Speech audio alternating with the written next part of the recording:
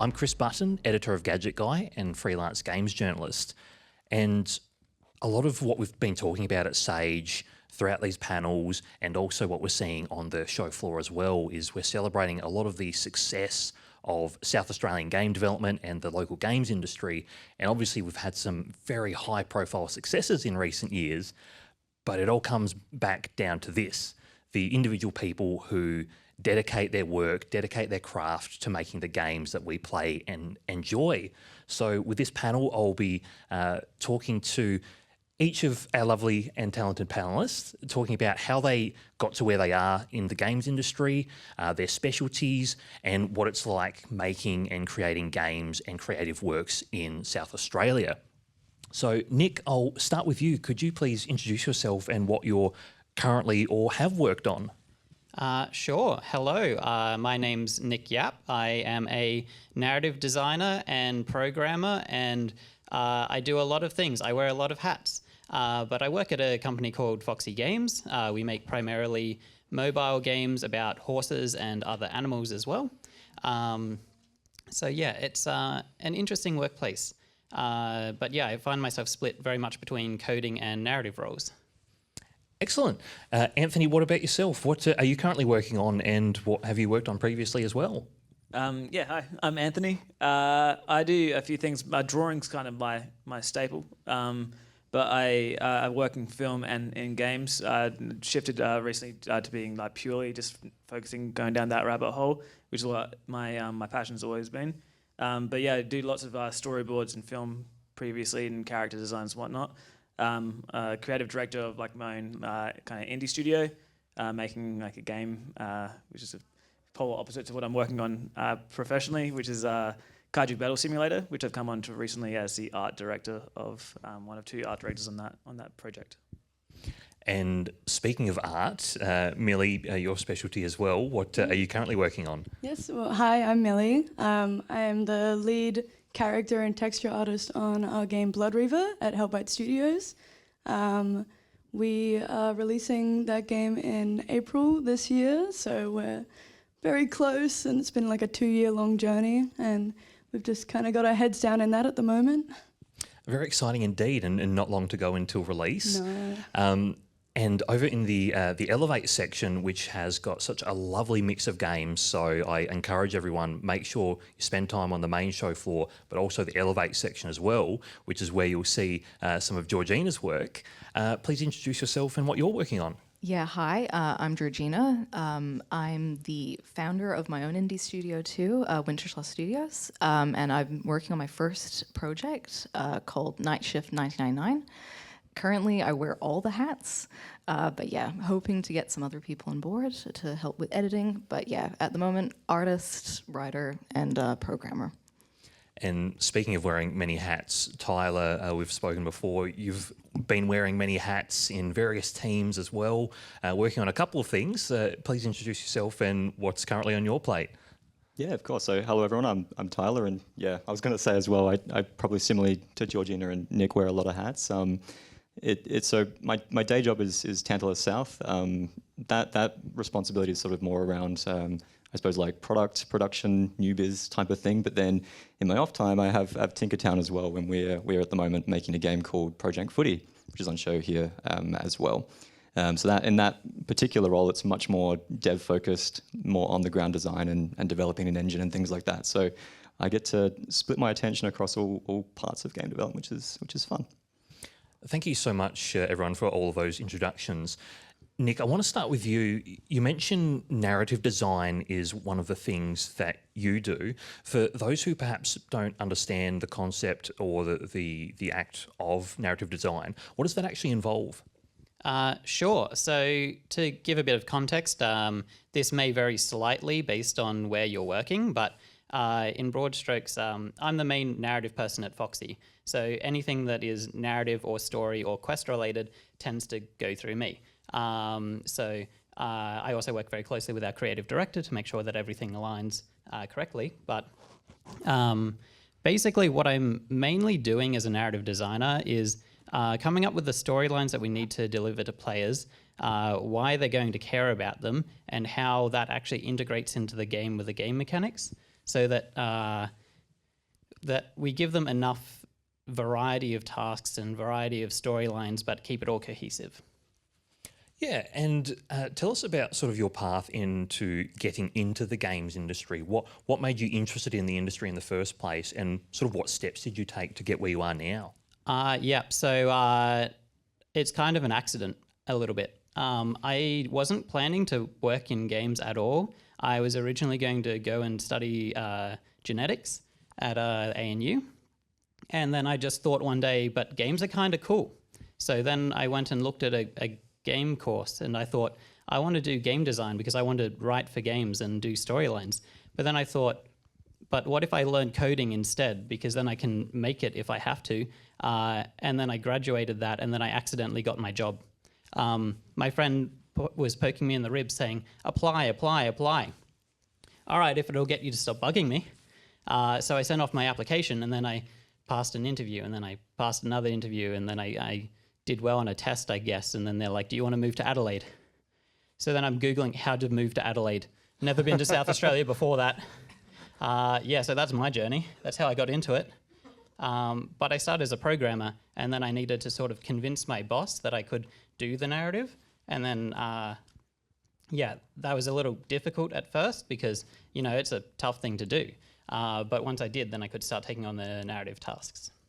It's really interesting, and it's actually quite a common theme to hear from people who fall into games or enter sideways through other industries. In the same version of this panel yesterday with a different crew of panelists, one of the developers who's on the Big Ant stand was halfway through a PhD in oceanography, I think, and is now helping create 3D models of stadiums in Big Ant sports games. So it's quite interesting seeing the pathways that people take. And speaking of which, Anthony, having the film and animation experience, sort of how did you get into that, and then now moving into games, and what sort of crossover of skills you've been able to use as well? So like I mentioned before, I used my drawing as like a tool, essentially. My work isn't usually meant to be seen by the consumer. It's more to inform the production pipeline. That's not to say that it doesn't be seen, and it is seen quite a bit depending on the project. But yeah, I use my drawing as a directional tool. So the way that I kind of use that as a storyboarding thing is to inform like a larger crew of what needs to be filmed in a production. And the same thing applies within like games. So it's like if I'm designing a monster, I'll be producing like character sheets, which is showing like the design of it. So like drawing and design are two very different things, where like drawing is the method to demonstrate that design, so that when someone like Millie might like grab the monster and start sculpting it up, it makes sense on the design side, so that we're not kind of creating as we're not coming up with those like kind of finer details as we're creating it. It just saves a lot of time, and you can figure it out beforehand and just make sure that you're getting best bang for buck. So I guess the way that I kind of got into it was through drawing, but through creating my own projects. So I went to art school. After I was a Sparky before, then I went to art school after. That's a different story. But then I focused on I was like, all right, well, I'll just produce my own game. I got an idea. I was like, I'll try and jump into it, and then I'll learn how to do it from there. So I wasn't a programmer, so I had to form like a squad. And I always considered game dev, particularly like indie game dev, much like starting a band, where everyone's playing a different instrument and they all come together to produce a song or an album or whatever. So I kind of look at it like that. So you've probably heard it heaps already, like wearing many hats. That's something that you have to do.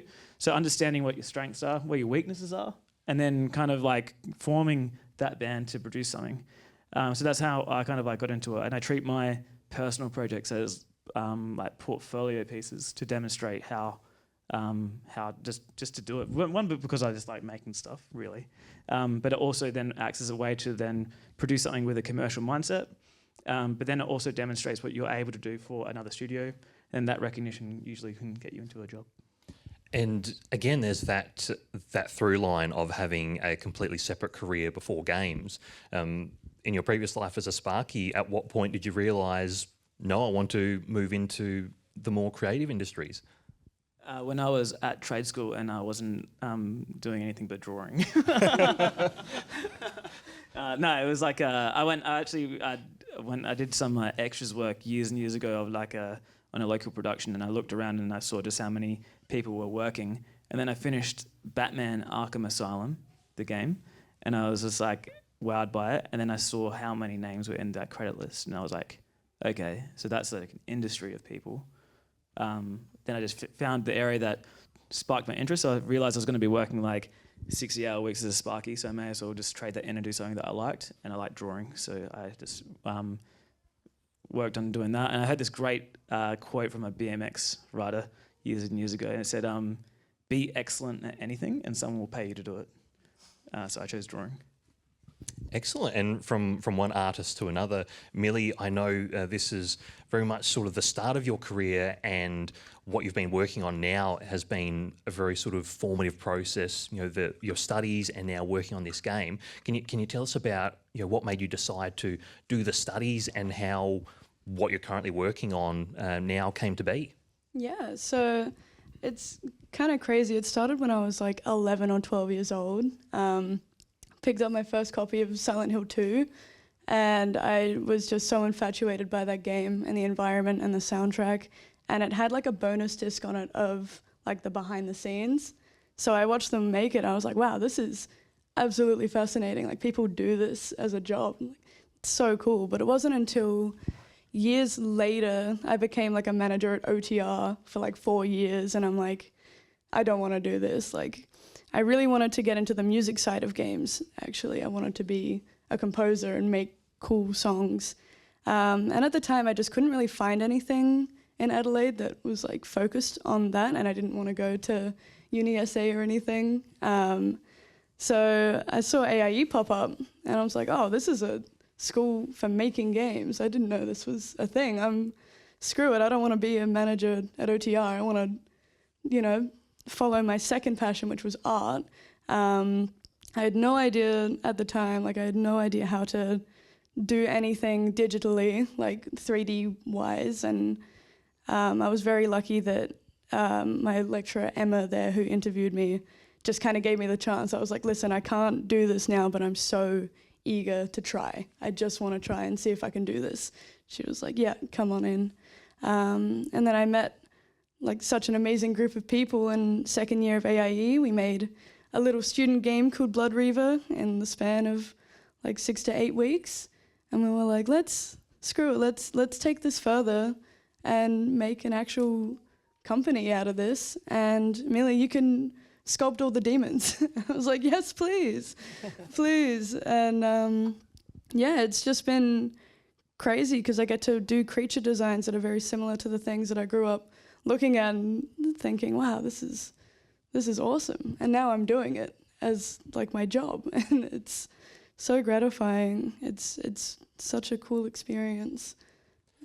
For those who may not know or are potentially looking at their options of studying or entering the games industry, could you explain a little bit more about AIE and what are the sort of things that people can do there? Yeah, so at AIE they go through pretty much all the disciplines of the game creating process. So you can go in to study programming, design, art, and it was full of amazing teachers there that was very hands-on work. So you weren't really writing anything. It was all make this, make that, make this with other people. Kind of also making your soft skills a lot better, which is very important in the industry. They've got a bunch of different courses. They can do certificate courses, bachelor's, diplomas. And I think if you really want to put your foot in the door and you don't want to do it solo and you can't just rely on YouTube for things, I think AIE is a really good way to meet people and get involved in the circle and in the community. So I'd say give it a shot.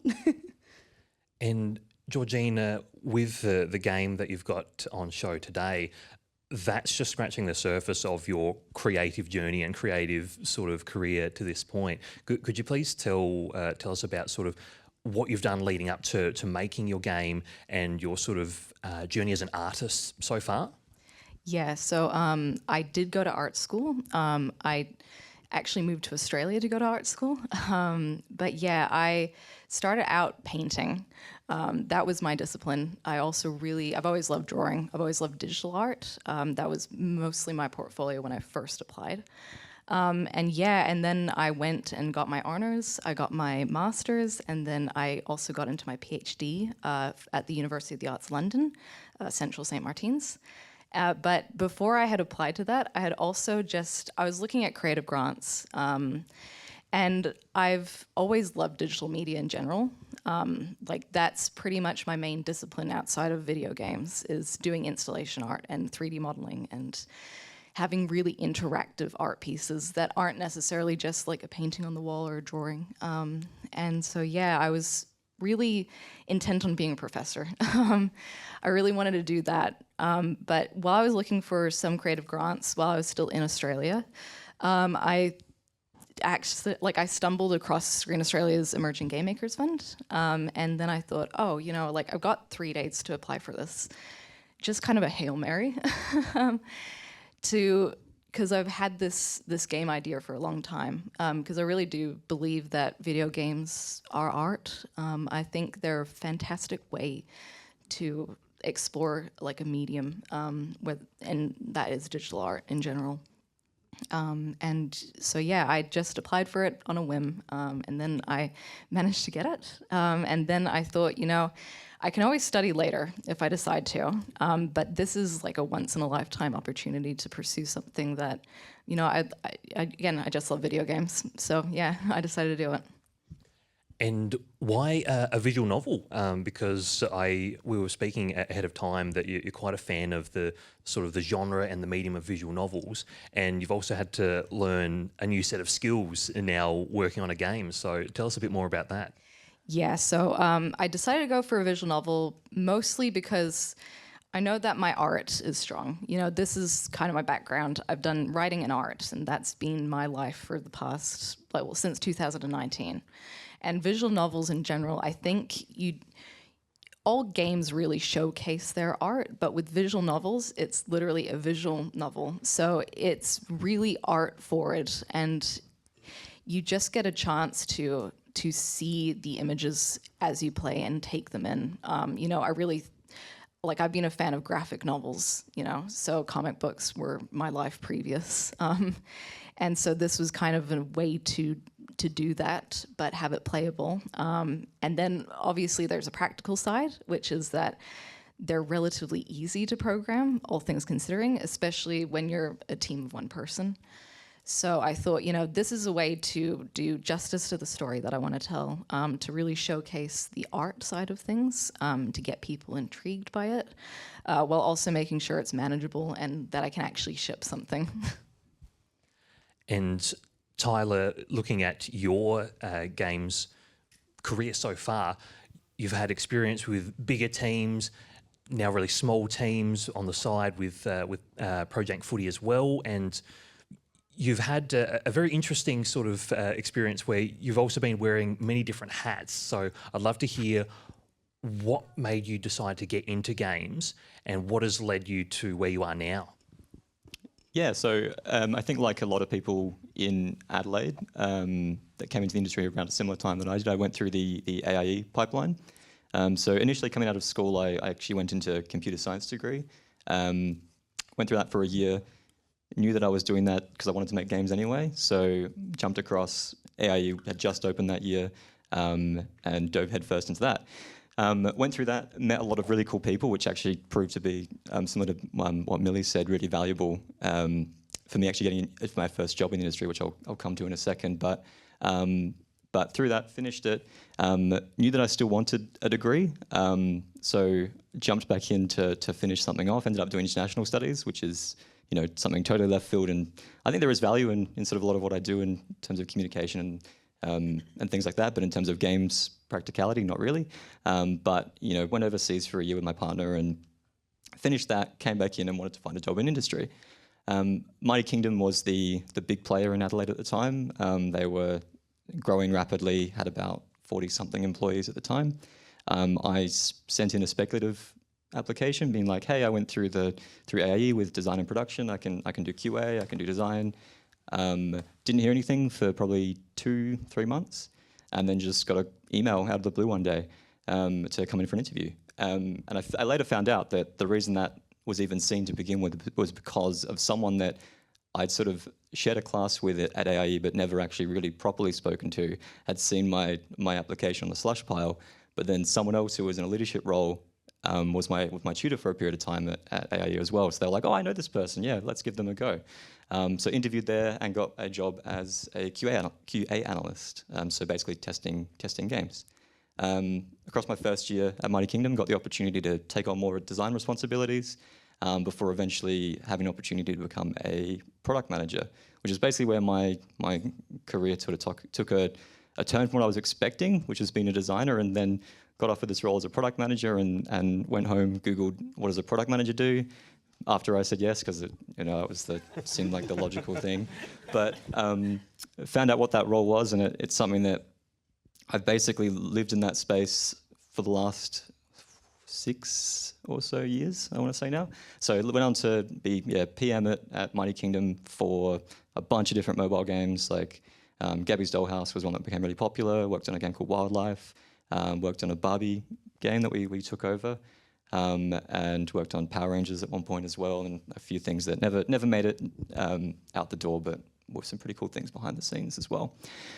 Before deciding that I wanted to stretch some of those development legs again. So left, started up Tinkertown, took a year to travel, made a game with Tinkertown before getting the opportunity to jump across to Tantalus South. And I went into that role, or into that opportunity, taking on the role as a senior technical designer, which I basically worked on for like a few weeks before it ended up back in product land again.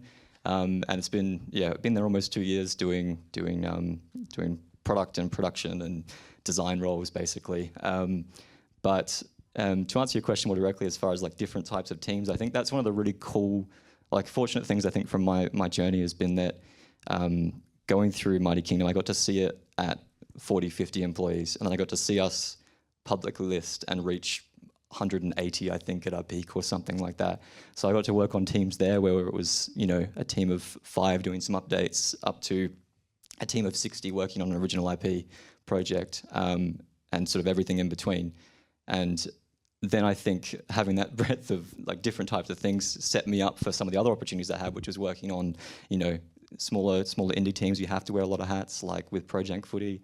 And then also with a company like Tantalus South, which is a service company. So for what that means in the games industry is basically that a lot of companies will come to you and say, hey, we've got a game, we want to bring it to a new platform, or we want to add some new content to it, or we need someone to do the art for this, or whatever, right? It's like filling a hole that they can't fill internally. That's what we do. So that sort of like breadth of experience means that it forces you to be flexible, and you stay in that flexible mindset, and you can always adapt to whatever those different things that come are. So I think that's sort of, maintained throughout all the opportunities I've got is flexibility, and the idea that, and I think Anthony might have touched on this before, that like the idea that, the indie band thing, it's the idea that everyone brings something valuable, and in order to make this thing, you need a team to do it.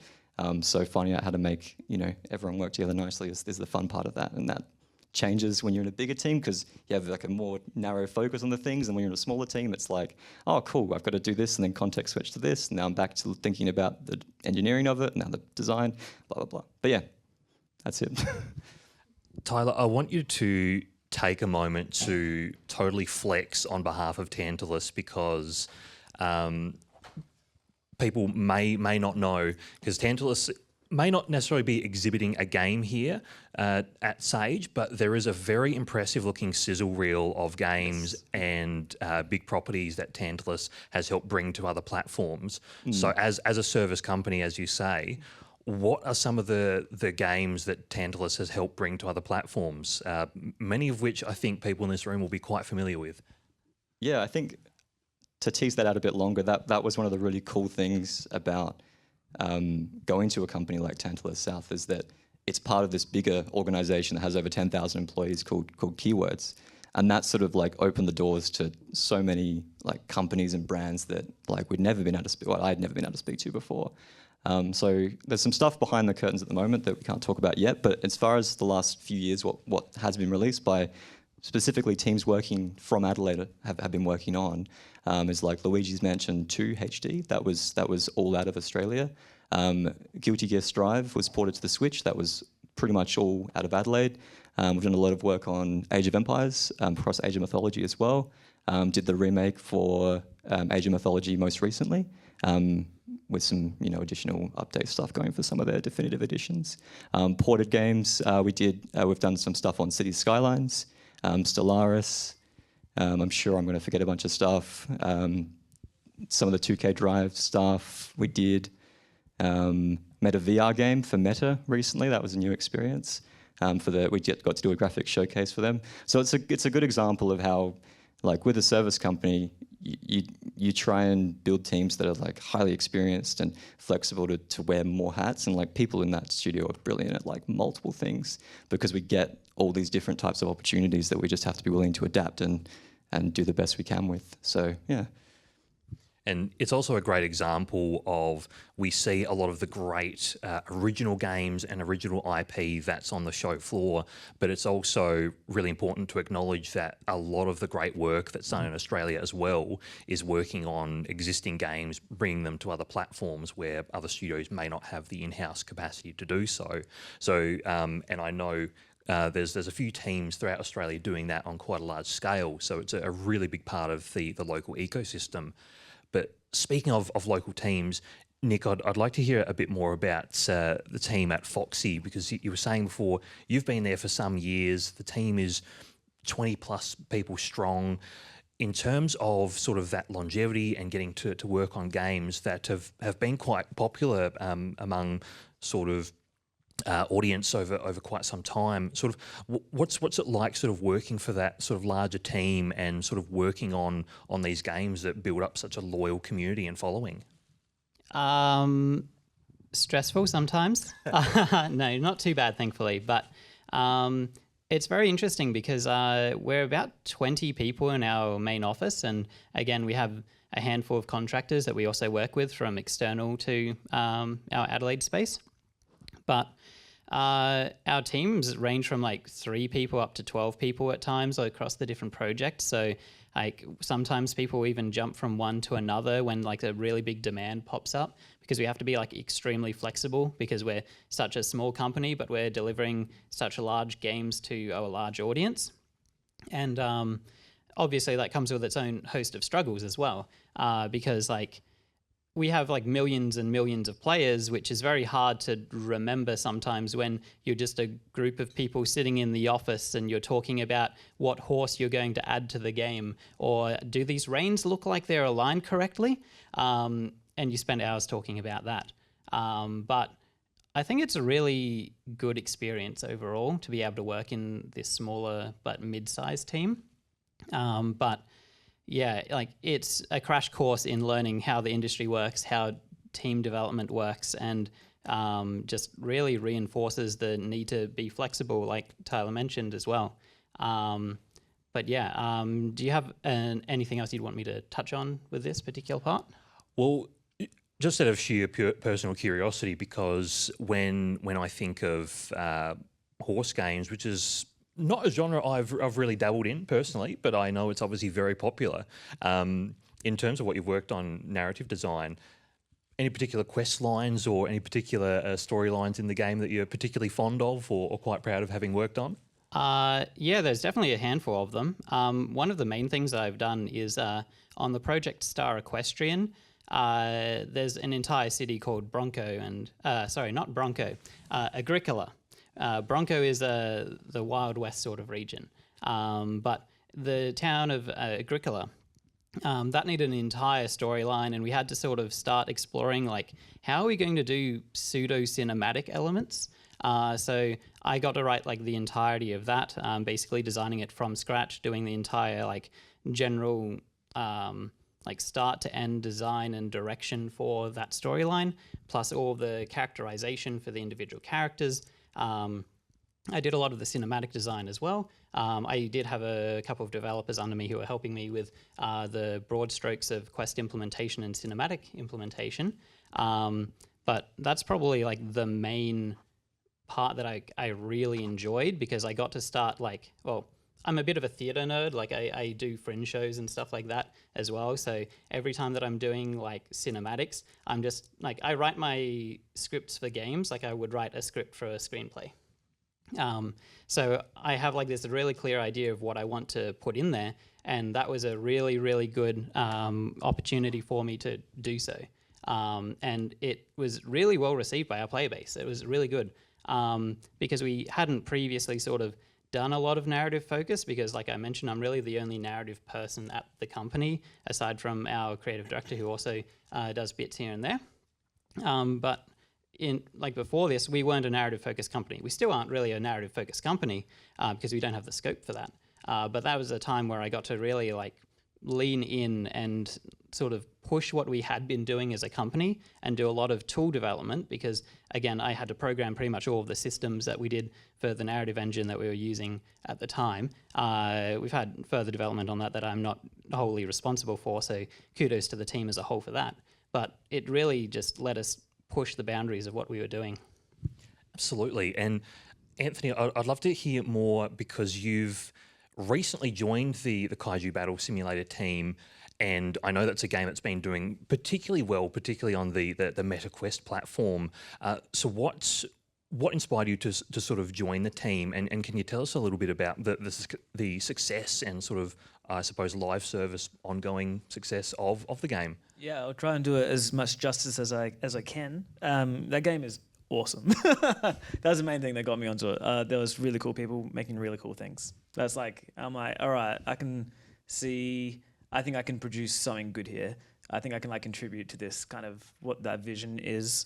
I have a huge amount of respect for the director. That was the main thing that kind of brought me on, was seeing how he he's out on the floor now, which goes to show the attitude that he has towards it.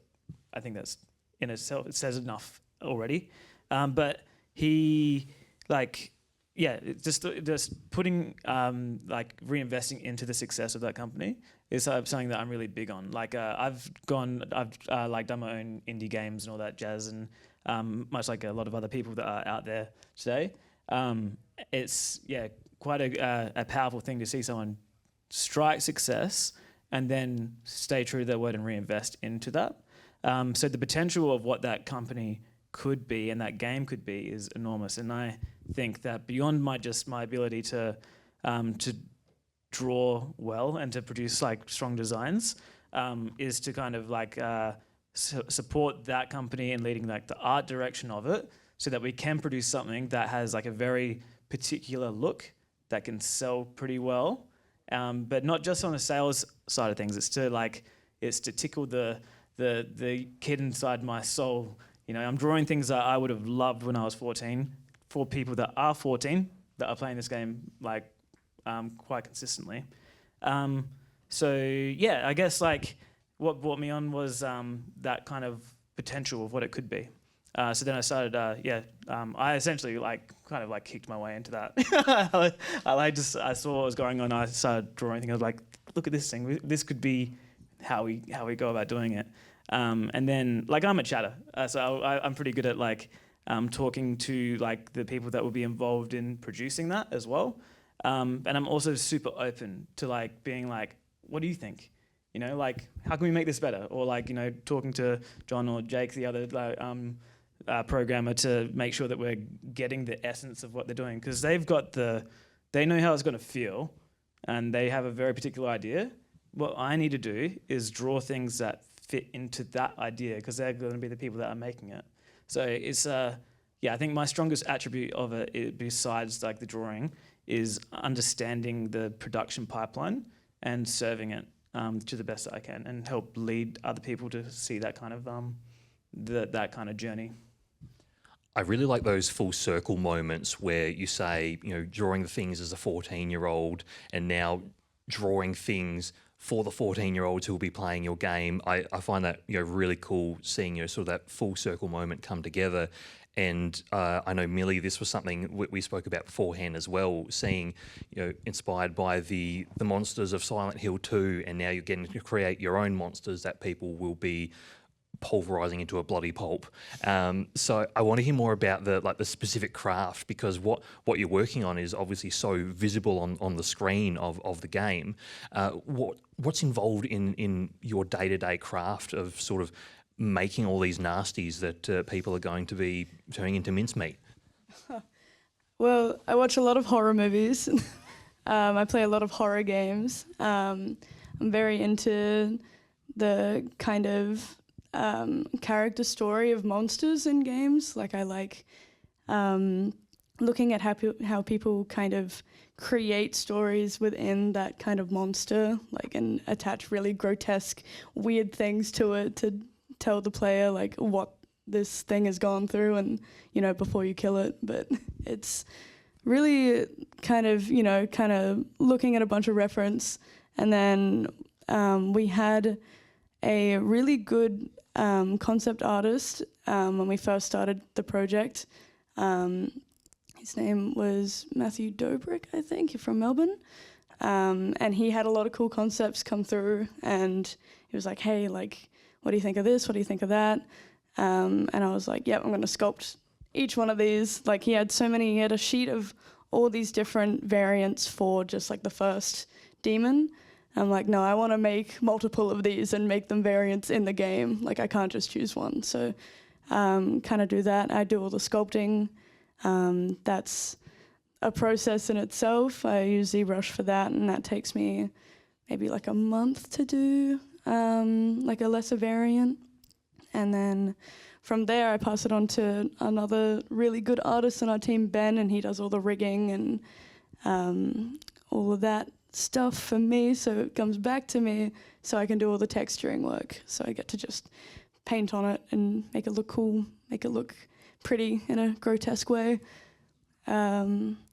Yeah, and that's just such a fun process, and getting to talk to the other artists, because then Flynn will come in and he'll animate it, and all three of us kind of coming together and being like, wow, this has come to life.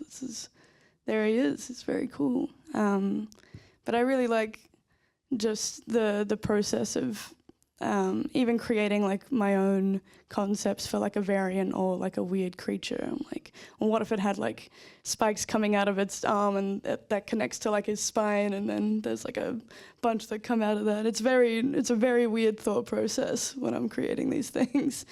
But I wouldn't want to do anything else. It's really fun. It's again, very gratifying.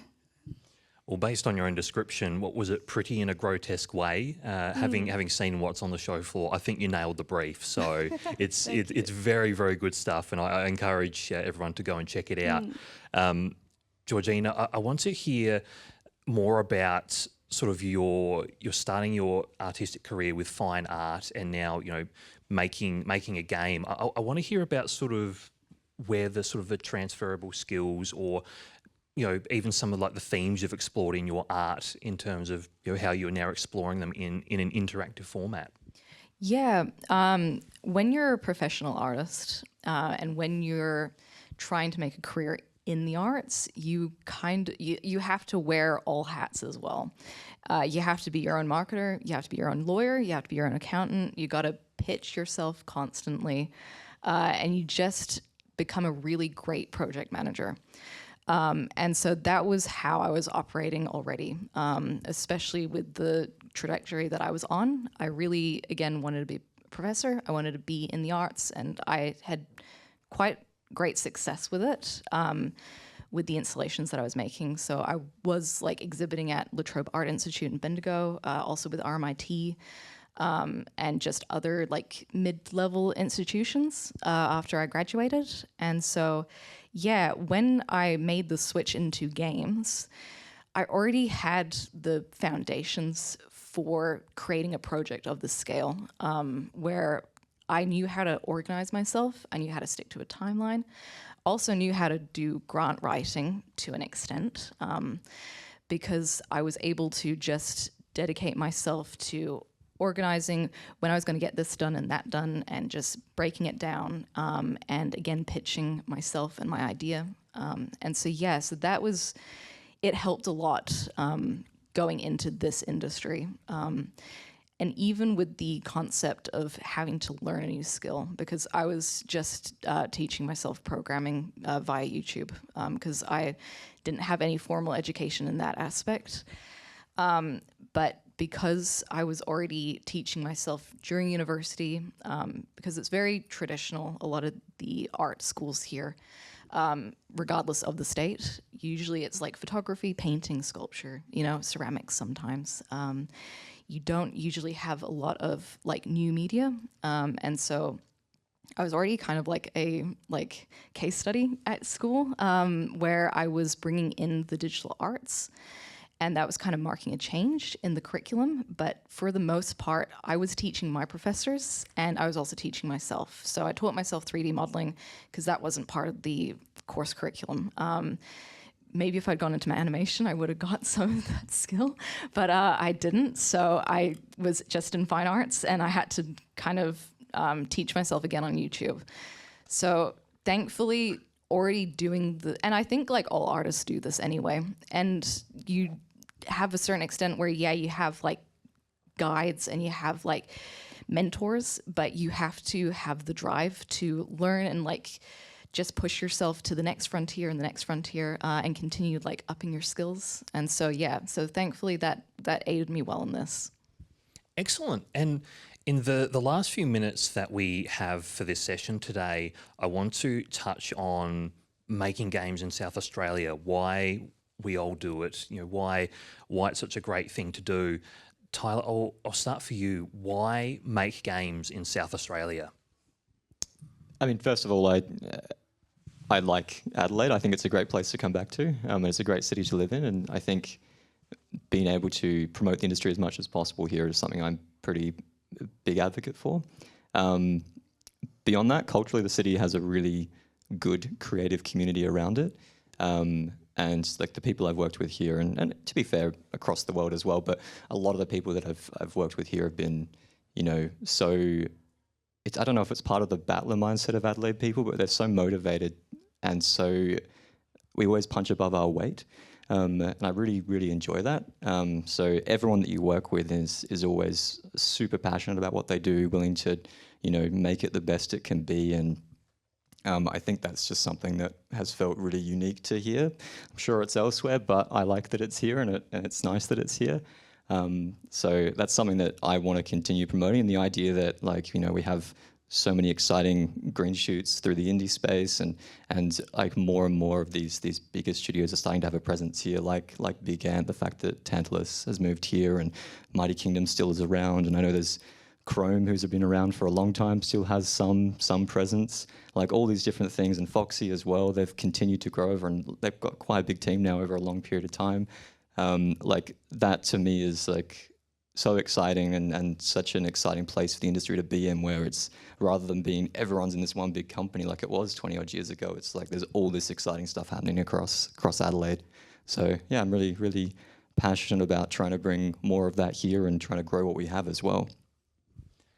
Georgina, what about you? Why make games in South Australia? Well, what brought me here was family, but the reason why I'm staying here is because I've found the community is absolutely fantastic. I don't really have a frame of reference for what the games industry are like in Melbourne or New South Wales, you know, Sydney. But yeah, here I just have found that people are so supportive. People are willing to give input and just help you out and like guide you to wherever you need to go. And it's beautiful to be able to exchange ideas with people and actually kind of connect in a way that, at least with the arts, it can be hard in other states and in other cities, because there's just so many people around that you can kind of get lost in the cracks. But here I've just found that I'm seeing the same faces and I'm meeting the same people, and yeah, it's a great experience.